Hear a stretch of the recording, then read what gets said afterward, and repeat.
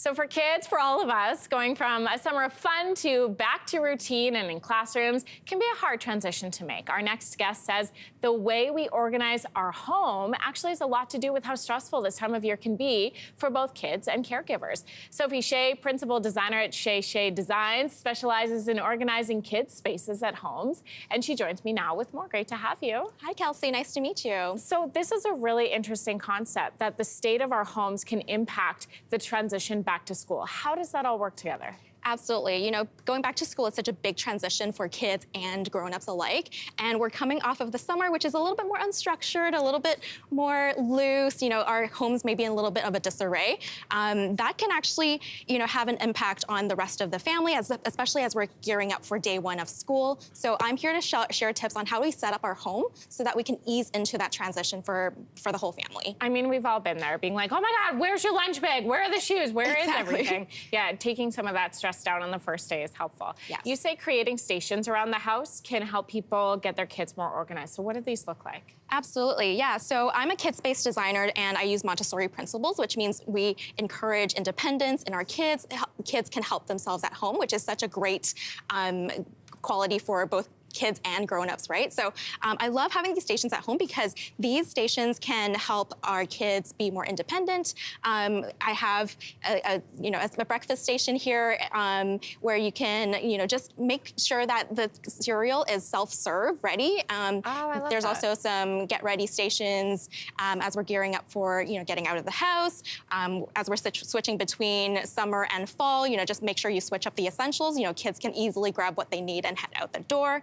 Here's also a grab-and-go snack and water station, just, obviously parent-approved snacks at the ready, and just have it in an accessible location in your kitchen or pantry, just so kids can help themselves and you're not fetching a million things for them throughout the day, right? Yeah, it's a little work ahead of time to put it all together, but then I think saves you in the long run. Exactly, exactly. We always talk about that in our house, that we're playing the long game, playing the long game, exactly. It's a good reminder, right? So how does keeping your home organized in this way help with feelings of anxiety or stress that your kids are feeling? Absolutely, yeah. Back to school timing can spike anxiety in our kids. It makes sense, right? Because it's such a big change. But, kids feel stress and anxiety when they feel they don't have that sense of control. It's like, things are uncertain, they don't have that sense of control. Having these kid stations at home gives them that autonomy and that self-mastery, and that brings the stress levels down. And for the grown-ups too, like we're not always, on high alert, getting this or that for our kids, and we can also relax a little bit when they're more independent too.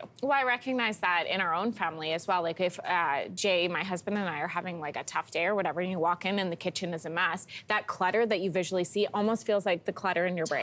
Totally, yes, exactly. And then like people don't get their bearings, like people don't know, they can't help themselves, right? So when things are a bit more ordered, then everyone can kind of like navigate the home environment better. It's so true. So what else could we do inside our homes to help our kids be ready to be classroom ready and be in the classroom again? Yeah, absolutely. So families, like, with the start of school, they're very eager, right? Like they want to, set everyone up for success. They load up on educational posters or flashcards, but I'm here to say that we don't really need to replicate the classroom at home because our homes actually play a complementary role in our kids' learning and development. So things like, rethinking our spaces in terms of zones of play, for example, that can round out that learning and development. If your kids love being active, I design playrooms with like active play zones, rock walls, monkey bars, swings, for kids who love to move. If they love to build and tinker and create art, maybe a creation station. And for parents who are curious about what toys to have in the home that is best for learning and development, I have 2 toys in front of me to illustrate a principle I wanted to share. Yeah. This is not, like when you say learning and development, I wasn't expecting you to be like, hey, dump trucks. Dump trucks, exactly, yeah. So these 2 look very similar, right? But they're actually polar opposites. So this is what I would consider an active toy, and this is a passive toy. And you'll see why. So I'll just turn this on briefly.